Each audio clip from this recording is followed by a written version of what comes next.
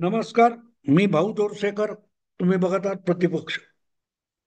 मित्रांनो, काल परवा म्हणजे मी आत्ता अमेरिकेत आहे सांगायला हरकत नाही. तर हे जे व्हिडिओतून बातम्या मिळतात त्या बघतोय, कुठच्या चॅनेलच्या असेल कुठच्या. तर एक व्हिडिओ बघण्यात आला माझ्या. मुंबई तक नावाचं जे आज तकचं मराठी युट्यूब चॅनेल आहे, त्याच्यावर एक चर्चा बघितली मी. चर्चा म्हणजे गप्पा मारल्यासारखंच होतं. चॅनेलचे संपादक साहिल जोशी आणि त्यांच्याच स्टाफ पैकी कुठची तरी एक मुलगी होती. मला आता पटकन नाव आठवत नाहीये. आणि त्या दोघांमधला संवाद आणि त्या व्हिडिओचं हेडिंग काय होतं, तर दोन ठाकरे बंधू एकत्र येण्याचा विषय आता संपला आहे. मला गंमत अशी वाटते की जो विषय संपला आहे तो सुरू कधी झाला होता आणि सुरू होता तरी का, याचं विश्लेषण करायचं की नाही. की बाबा संपला म्हणतोय कारण तो असा असा सुरू झाला होता.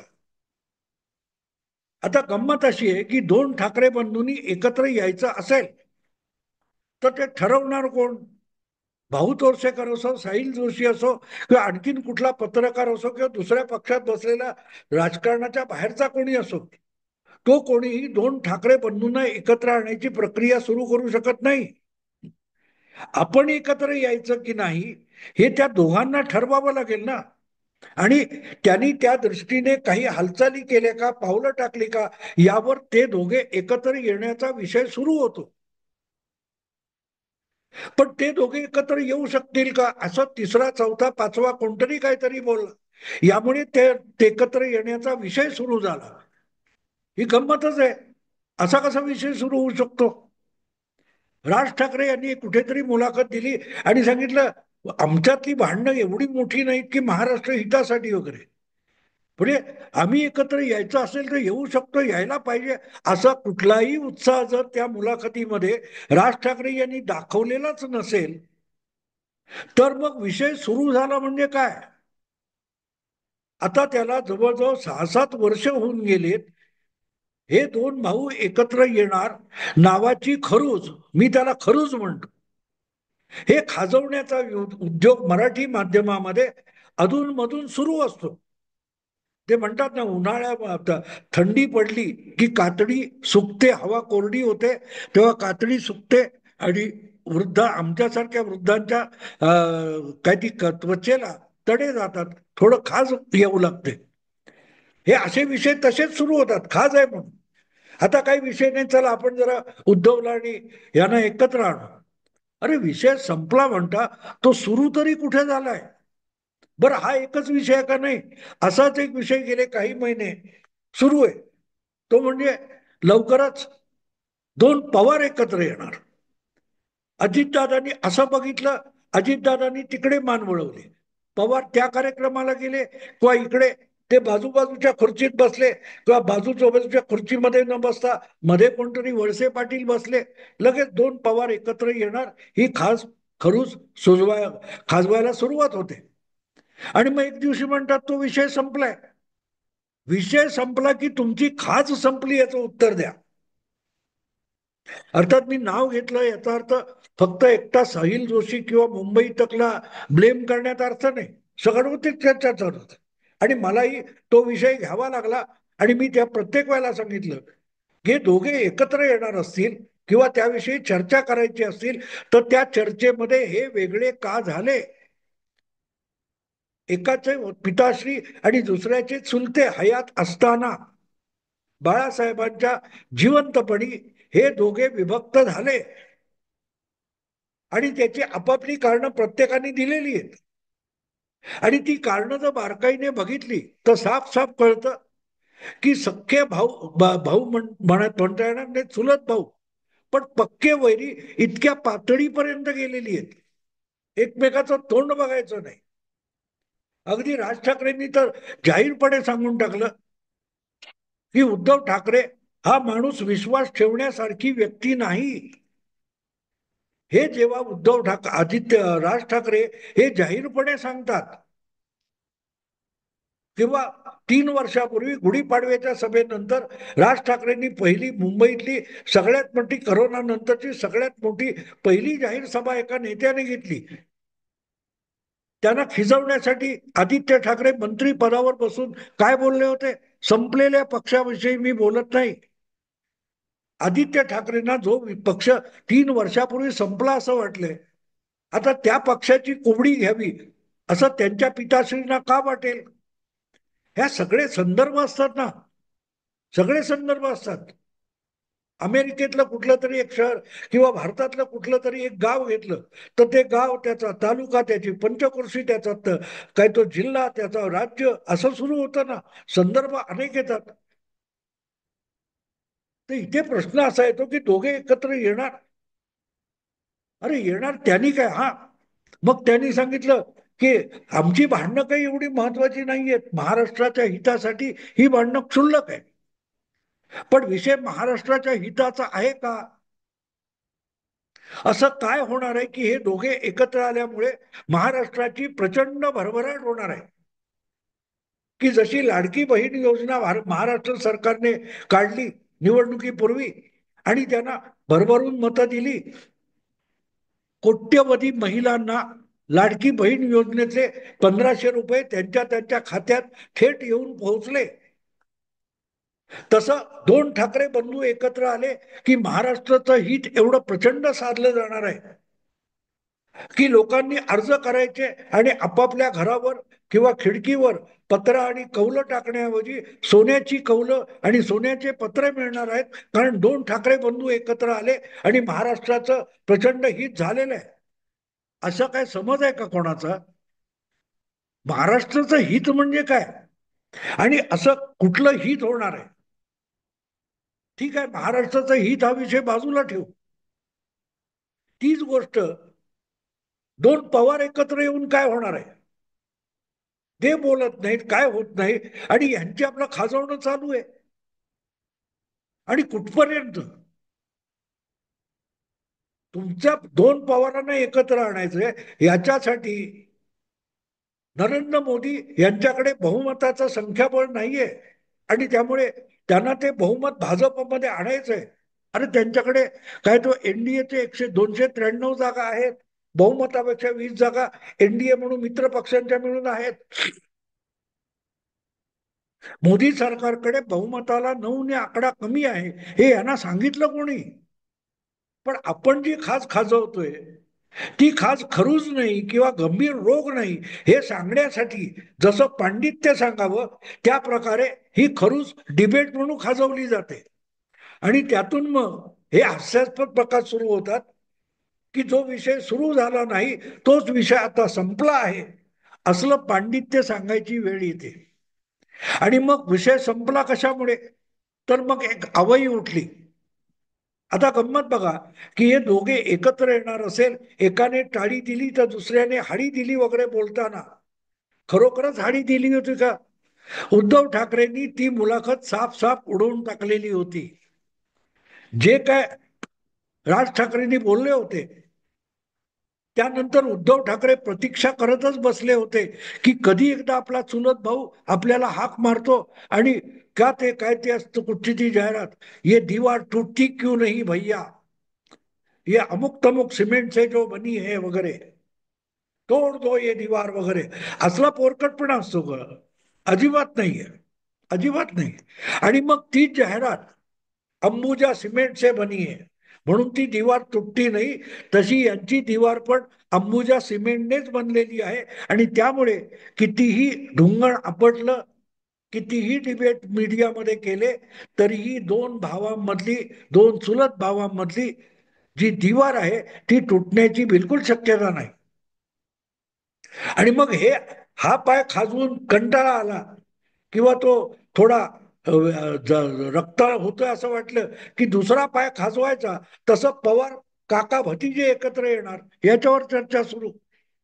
मग त्यासाठी काय, तो नरेंद्र मोदींना 9 खासदार अधिकचे मिळतील आणि ते त्यांना हवे आहेत, आणि शरद पवारांचे 8 आणि अजितदादांचा 1 मिळून 9 खासदार, आणि ते 9 खासदार मिळाले की मग सुप्रियाताई केंद्रात मंत्री होणार. अरे बाबांनो, केंद्रात एक मंत्रीपद हे अजितदादा एनडीए मध्ये असल्यामुळे त्यांना आज सुद्धा मिळू शकत होतं, पण ते त्यांनी घेतलं नाही. ही गोष्ट जुनी नाहीये, एक वर्षभरापूर्वीची आहे. 2024च्या निवडणुका संपल्यानंतर लोकसभेच्या जे सरकार बनलं त्या सरकारमध्ये प्रत्येक एक एक पक्षाचा तो जितेंद्र मांझी त्याच्या पक्षाचा तो एकच खासदार आहे, तरीही त्याला मंत्री केलं ना.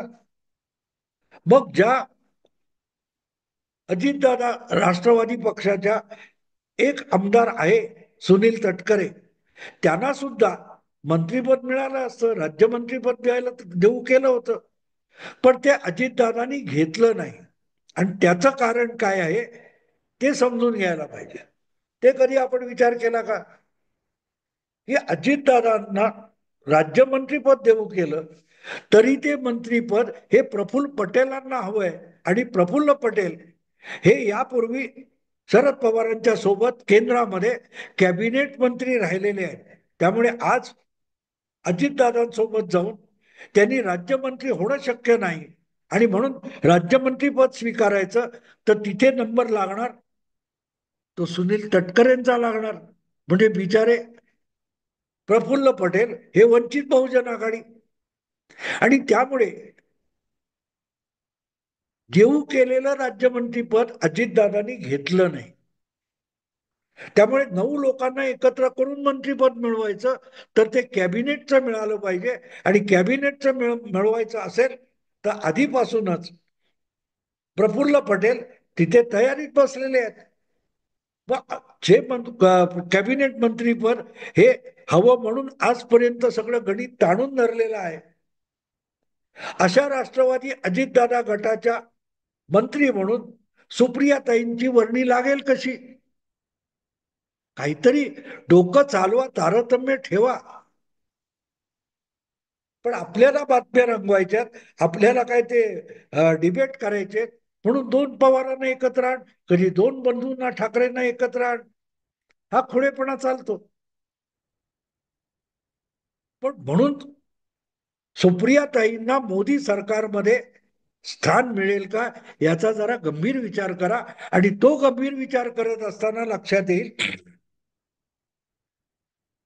की सुप्रियाताईंना केंद्रात मंत्री करता येत नाही, म्हणूनच तर अजितदादांना वेगळी चूल मांडावी लागली. अजितदादांनी गेल्या 2 वर्षामध्ये अनंत वेळा एक गोष्ट सांगून झाली की एकनाथ शिंदे शिवसेनेच्या बाहेर पडण्यापूर्वी भाजप बरोबर राष्ट्रवादी काँग्रेस पक्षाला जायचं होतं. त्यासाठी शरद पवार साहेबांनीच वळसे पाटील वगैरे भुजबळ किंवा अजितदादा प्रफुल्ल पटेल यांना बोलणी करायला पाठवलं, कधी इंदूरला कधी बडोद्याला, आणि सगळी बोलणी व्हायची. सगळं फायनल झालं की शेवटच्या क्षणी काका म्हणायचे की आत्ता नको, आणि सगळं फिसकटायचं. आणि ते फिसकटण्याचं कारण जर खुद्द सुप्रियाताई असतील, की ज्या सुप्रियाताईंना केंद्रात मंत्रीपद मिळावं म्हणून बना बनाया गेम शरद पवारांनी लागोपाठ 2दा-3दा मोडीत काढला, आणि त्यामुळे वैतागून अजितदादांपासून प्रफुल्ल पटेल पर्यंत सगळ्यांनाच महाविकास आघाडीला लाथ मारून भाजपच्या सोबत जावं लागलं. ते केवळ सुप्रियाताईंच्या मंत्रीपदामुळे, की जे मंत्रीपद मोदी सरकारमध्ये सुप्रियाताईंना न देण्याचा हट्ट हा मोदी किंवा शहांचा आहे, आणि तिलाच घेतली पाहिजे हट्ट पवारांचा होता, म्हणूनच ती बोलणी फिसकटत होती. ही जिथे वस्तुस्थिती आहे तिथे सुप्रियाताई 2 पवार एकत्र आल्यानंतर मंत्री होणार, हे गणित आलं कुठून? हा निष्कर्ष आला कुठून? ते दोघे एकत्र आले किंवा वेगळे राहिले तरीही सुप्रियाताईंना मोदी सरकारमध्ये स्थान मिळण्याची शक्यता आहे का हे आधी चाचपून बघा. जर शक्य असतं तर मग शरद पवारांचा पक्ष सुटला नसता, फुटला नसता.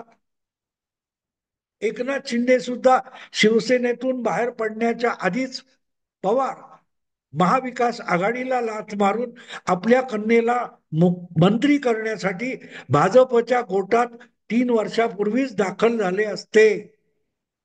ती सगळी बोलणी अजितदादा म्हणतात फिसकटली फिसकटली फिसकटली. त्यात मारली गेलेली एकच पाचर होती, सुप्रियाताईंचं मंत्रीपद. सुप्रियाताईंना मंत्रीपद द्यायला तेव्हाच मोदी आणि शहा तयार झाले असते तर अजितदादांना राष्ट्रवादी सोडून बाहेर पडावं लागलं नसतं. सुप्रिया केंद्रात मंत्री आणि राज्यात अजितदादा पवार उपमुख्यमंत्री, हे गणित ठरलं होतं. म्हणून तर पहाटेचा काय तो शपथविधी झाला होता.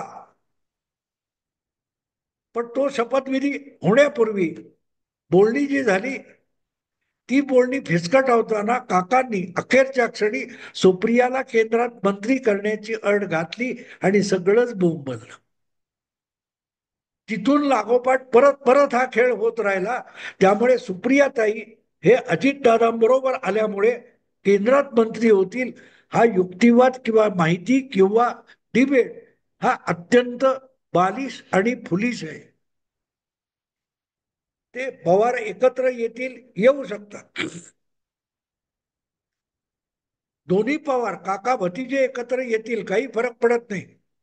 पण कुठल्याही परिस्थितीत सुप्रिया सुळे या केंद्रात निदान मोदी सरकारमध्ये मंत्री होऊ शकणार नाहीत. आणि आहेत त्यांच्यातच सुनील तटकरे की प्रफुल्ल पटेल ही हाणामारी चालू आहे. त्याच्यात आणखीन बाहेरचा तिसराच प्रतिस्पर्धी आणून सगळं डबवलं सुप्रियाताईंना देऊन टाकायचं, हे प्रफुल्ल पटेल आणि सुनील तटकरे मान्य करतील का याचा तरी विचार करा. पण विचार करायचा नाही यासाठी विचार स्वातंत्र्य, असं अजब कहाणी आहे. अजब कहाणी आहे. आणि त्यामुळे खाजवत बसा, खो खो खेळत बसा, याला खो द्या त्याला खो द्या, याची गणित काढा, मोदींना इतक्या जागा कमी आहेत म्हणून ते आणलं, मग त्याला आणणार, हे बोलत राहा. पण तसं काही होणार नाही. काही होणार नाही. कारण आपल्याकडे बहुमत असायची गरजच नाही. हे नरेंद्र मोदींनी ऑपरेशन सिंदूर सारख्या कठोर कारवाईतून दाखवून दिलेलं आहे. भले आघाडीचं सरकार असेल, नायडू नितीश इतरांच्या मदतीने चालवलेलं सरकार असेल, तरीही आपण डळमळीत पंतप्रधान नाही. आपल्याला आकड्यांच्या बहुमताची गरज नाही, हे मोदींनी कृतीतून आणि अनुभवातून दाखवून दिलेलं आहे. आणि म्हणून शरद पवार तिकडे गेले तर 8 आणि 9 मोदींचे वाढतात. हे खोलचट प्रकरण तुमच्या डोक्यात येऊ शकतं, मोदी किंवा शहांच्या डोक्यात येत नाही. आणि म्हणूनच ते लागोपाठ 3 लोकसभेच्या निवडणुका जिंकून 3दा आपलं सरकार बनवू शकतात. आणि तुमच्यासारख्या अर्धवट रावांच्या नादी लागलेल्या काँग्रेसला 3 लागोपाठच्या निवडणुकांमध्ये अत्यंत लज्जास्पद पराभवाला सामोरं जावं लागतं. कारण हे असले खाजाळू लोक डिबेट करायला आणि अजेंडा ठरवायला काँग्रेसने घेतलेले. तेव्हा दोन ठाकरे किंवा ठाकरे बंधू एकत्र येण्याचा विषय संपला असं म्हणणं हाच मुळात खुळचटपणा आहे. कारण तो विषय कधीच नव्हता. माझे आतापर्यंतचे व्हिडिओ काढून बघा, त्यात मी एक गोष्ट ठामपणे सांगत आलो की ज्या कारणास्तव हे चुलत भाऊ ठाकरे एकमेकांपासून दुरावलेले आहेत, जोपर्यंत तो तिढा सुटत नाही, म्हणजे त्यातला थोरला भाऊ कोण यावर दोघांकडूनही शिक्कामोर्तब होत नाही. वयाने उद्धव मोठा म्हणून उद्धव मोठा, किंवा वक्तृत्वाने आणि कर्तृत्वाने, किंवा लोकांची मनं जिंकण्याच्या बाजूने राज मोठा, हे जर उद्धव ठाकरे स्वीकारणार असतील तर ते शक्य आहे. तुझ्या गुणवत्तेमध्ये तुझ्या क्षमतेमध्ये तू मोठा, माझ्या क्षमतेमध्ये मी मोठा, आणि जेव्हा जी जबाबदारी असेल त्यानुसार दुसऱ्याने छोटं व्हायचं, हे समजूतदारपणे वागायला तयार होतील तेव्हा ते शक्य आहे. आणि तीच कहाणी दोन पवार भावंडांची आहे.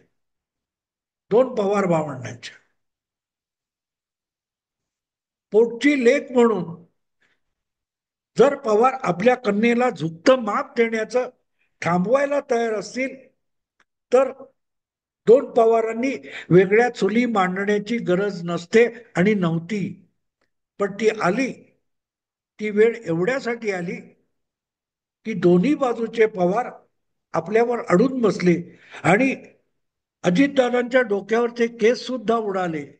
60च्या पलीकडे वय गेलं तरी काका पुतण्याला पाळण्यातल्या सारखाच वागवत राहिले आणि मुलीला प्रगल्भ आणि प्रौढ करू शकले नाहीत. त्यामुळे दोन पवारांमध्ये वितुष्ट आहे आणि दोन ठाकरेंमध्ये कमालीचा दुरावा आहे. त्यामुळे विषय सुरूच झालेला नव्हता तेव्हा तो संपणं हा विषय येत नाही. असो मित्रांनो, आता इथे थांबतो. आवडलं लाईक करा, शेअर करा आणि प्रतिपक्षाला सबस्क्राईब करा. नमस्कार.